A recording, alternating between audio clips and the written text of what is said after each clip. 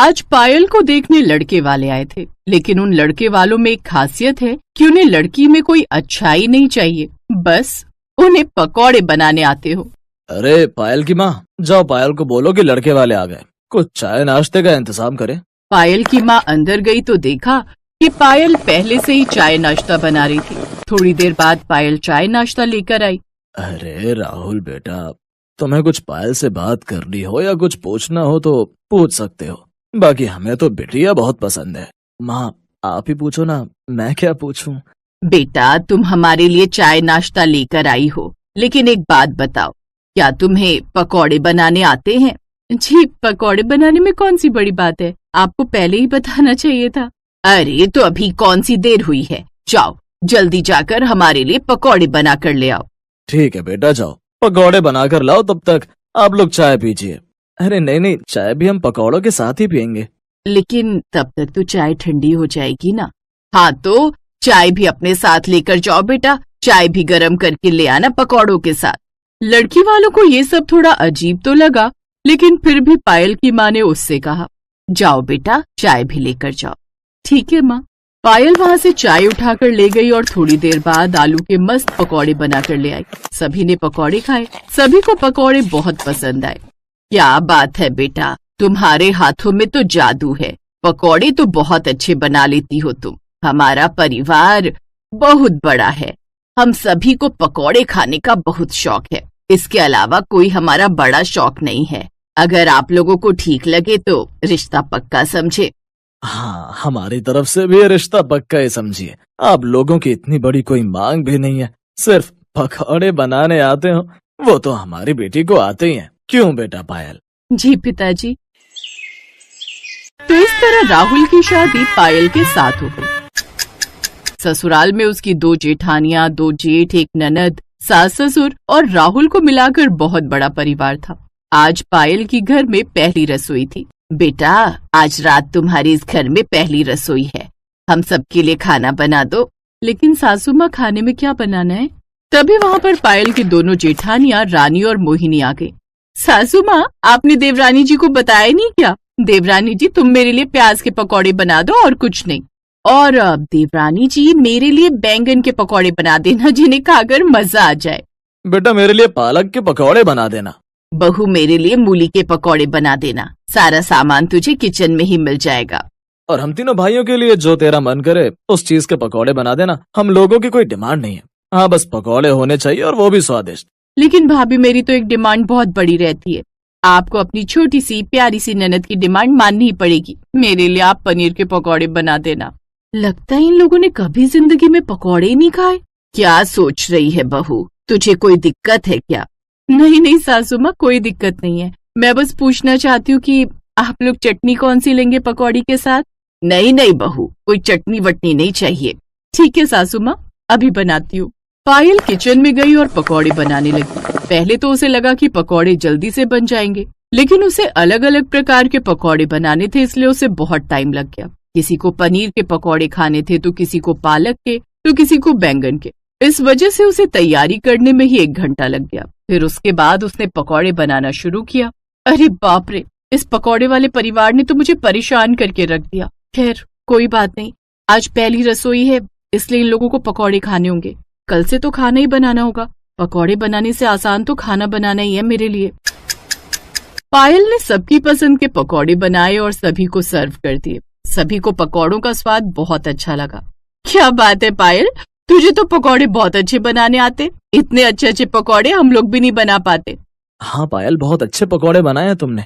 अरे देवर जी, हमने जब एक बार तारीफ कर दी तो तुझे तारीफ करने की क्या जरूरत है? आज तेरी सुहाग रात है ना, वहाँ जितनी मन करे उतनी तारीफ कर लेना अपनी बीवी की।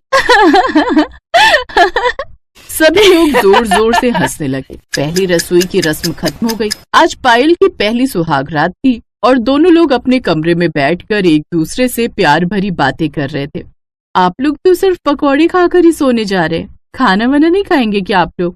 खाना खाने की क्या जरूरत है पायल, अभी जो हमने खाया वो खाना ही तो था। चलो ये सब छोड़ो, आज हमारी सुहाग रात है, प्यार भरी बातें करते हैं। तभी राहुल ने एक जोरदार डकार मारी। बाप रे, इतनी लंबी डकार, लगता है आपने कुछ ज्यादा ही पकौड़े खा लिए हैं। हाँ पायल, इतने स्वादिष्ट पकौड़े मैं आज तक नहीं खा पाया, इसीलिए ज्यादा खा गया शायद। थोड़ी सी वॉक करके आता हूँ, लगता है पेट में गैस बन गई है। राहुल घर के बाहर वॉक करने चला गया। किसी तरह वो रात बीती और सुबह हो गई। सुबह सुबह पायल सभी के लिए चाय बनाकर लाई। सासू माँ, आपने पायल को बताया नहीं कि सुबह सुबह हम लोग अकेले चाय नहीं पीते, चाय के साथ पकौड़े भी तो चाहिए होते हैं। अरे बहू, वो अभी अभी नई बहू बनकर आई है, धीरे धीरे उसे हमारे घर के नियम और कानून पता चल जाएंगे। बहू, सिर्फ चाय में मजा नहीं आएगा, तेरे हाथ के पकौड़े मिल जाते तो मजा आ जाता। हाँ भाभी, पकौड़े बना दो, अगर आप चाहो तो मैं भी आपकी मदद कर देती हूँ। पायल ने फिर से सभी की पसंद के अलग अलग पकौड़े बनाए। तब जाकर उन्होंने चाय और पकौड़े एक साथ खाए। पायल को ज्यादा कुछ समझ में नहीं आ रहा था कि उस घर में आखिर चल क्या रहा है। दोपहर का वक्त था, खाने का टाइम था। तभी पायल अपनी सास के पास आई और उससे बोली, सासू माँ, लंच का टाइम हो गया है, बताइए खाने में आप लोग क्या खाएंगे। बहू, शायद अभी तक तुझे कुछ समझ में नहीं आया। बहू, हम लोग सुबह नाश्ते में भी पकौड़े ही खाते हैं, दोपहर के खाने में भी पकौड़े ही खाते हैं और रात में भी हम लोग पकौड़े ही खाते हैं। पकौड़े के अलावा हमें कुछ खाना पसंद नहीं। लेकिन सासू माँ, हमें कभी कभी खाना भी खाना चाहिए, सिर्फ पकौड़े खाकर तो सबकी तबीयत खराब हो सकती है।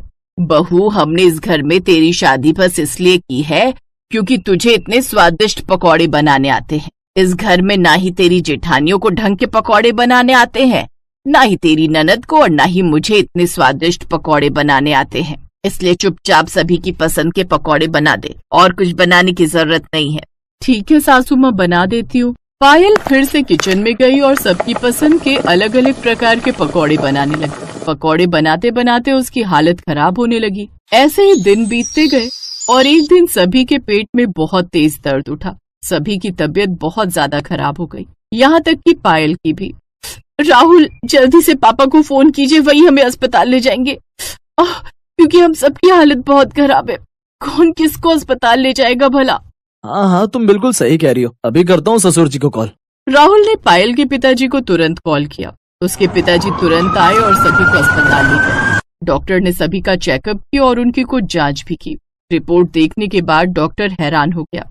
आप सभी के पेट में सड़न पैदा हो गई है, बहुत ही बड़ा इन्फेक्शन हुआ है सभी के पेट में। इतना ज्यादा ऑयली आप लोग खाते हैं, बस सब इसी का परिणाम है। क्या खाते हैं आप लोग खाने में? डॉक्टर साहब, मेरे ससुराल वाले सुबह से लेकर रात तक सिर्फ पकौड़े ही खाते हैं। नाश्ते में भी पकौड़े, लंच में भी पकौड़े, डिनर में भी पकौड़े। कोई रिश्तेदार आ जाए उसको भी पकौड़े ही खिलाते हैं हम लोग। मैंने कई बार इन लोगों से रिक्वेस्ट की कि कुछ और खाइए वरना तबीयत खराब हो सकती है, लेकिन ये लोग नहीं माने। देखिए, बहुत बुरी बात है। अब आप लोगों को कुछ पौष्टिक आहार, हरी सब्जियां, ये सब लेने पड़ेंगे, वरना बहुत बुरा हो सकता है आप लोगों के साथ। अगर आपने पकौड़े खाए तो जो मैं दवा देने जा रहा हूँ, ये दवाइयां भी असर नहीं करेंगी, क्योंकि इम्यूनिटी भी बहुत वीक हो चुकी है आप लोगों की। डॉक्टर साहब, हमें नहीं पता था कि पकौड़े खाने से इतना नुकसान हो सकता है हम लोगों को। सिर्फ आप लोगों की ही नहीं, बल्कि आपकी बहुएं प्रेग्नेंट होंगी तो आने वाली संतान भी स्वस्थ पैदा नहीं होंगी, उसे भी शुरू से बीमारियां पकड़े रहेंगी। मैं तो कहूंगा अगले 6 महीने तक आप लोग पकौड़े को हाथ तक मत लगाना। उसके बाद खाने का मन हो तो कभी कभार खा सकते हो। डॉक्टर साहब, हम आपसे वादा करते हैं कि अब हम लोग कभी पकौड़े नहीं खाएंगे। बस किसी तरह इस बार हम सबको ठीक कर दीजिए। हमने अपनी बहू को भी पकौड़े बनवा बनवा कर बहुत परेशान कर डाला। डॉक्टर साहब ने सभी को ग्लूकोज की ड्रिप चढ़ा दी। 2 दिन सभी को एडमिट रखा। 2 दिन बाद वो लोग अपने घर आ गए और उस दिन के बाद सभी ने मिलजुल कर पौष्टिक खाना बनाना शुरू कर दिया और पकौड़े खाने हमेशा हमेशा के लिए बंद कर दिए।